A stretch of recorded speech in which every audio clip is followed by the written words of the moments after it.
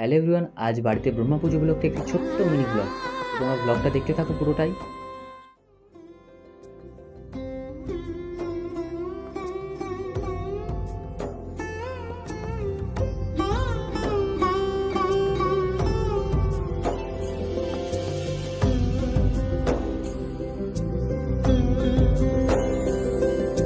সমারোহে এসো হে পরমতর সুন্দর এসো হে। সমারোহে এসো হে পরমতর সুন্দর এসো হে।